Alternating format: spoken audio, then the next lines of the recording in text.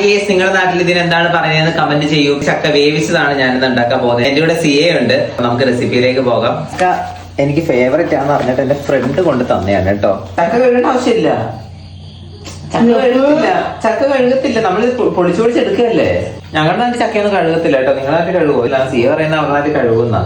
അപ്പൊ ചക്ക അരിഞ്ഞിട്ട് എടുത്തിട്ടുണ്ട് കേട്ടോ. പിന്നെ സിയ പറഞ്ഞാൽ ഇത് കഴുകി എടുത്തിട്ടുണ്ട്. ഇതിന് വേണ്ടിയിട്ടുള്ള അരപ്പാണ്. കുറച്ച് തേങ്ങ എടുത്തിട്ടുണ്ട്, അതുപോലെ 4 പച്ചമുളക്, മഞ്ഞള്, കറിവേപ്പില, വെളുത്തുള്ളി. ഇതൊന്ന് ജസ്റ്റ് ഒന്ന് ചതച്ചെടുക്കുകയാണ്. ഈ അരപ്പ് അരച്ചിട്ട് നമ്മൾ ഈ ചക്കേനകത്തോട്ട് ഇട്ട് കൊടുക്കുകയാണ് ചെയ്യുക കേട്ടോ. വെള്ളം ഒന്നും ഒഴിക്കരുത്, ജാറൊന്ന് കഴുകി ഒഴിക്കുക. അത്ര മാത്രം ചെയ്താൽ മതി.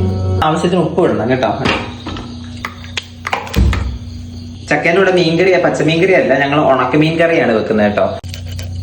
ഉണക്കമീൻ കറിയുടെ അരപ്പ് റെഡിയാക്കാണ് കേട്ടോ. അപ്പൊ അതിലേക്ക് തേങ്ങ ഇങ്ങനെ എടുത്തിട്ടുണ്ട്. അതിലേക്ക് കുറച്ച് അധികം നമ്മൾ ചുമന്നുള്ളി എടുക്കുന്നുണ്ട്. ചെറിയ മഞ്ഞൾപ്പൊടി, മുളക് പൊടി, മല്ലിപ്പൊടി പേസ്റ്റാക്കി അരച്ചെടുക്കുക.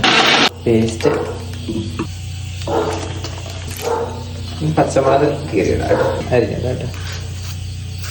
തോട്ടുപുളിയാണ് കേട്ടോ ഇടുക, തോട്ടുപുളി.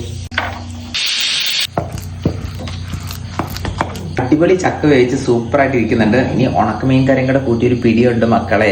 ഉണക്കമീൻ കറി റെഡി ആയിട്ടുണ്ട്.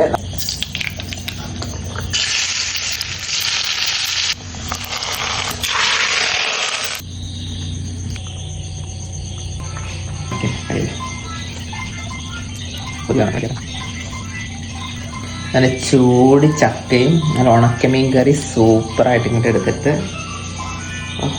എന്നെ കാണിക്കും.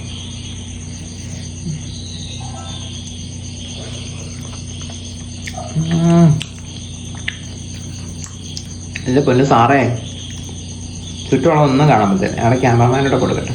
ടേസ്റ്റ്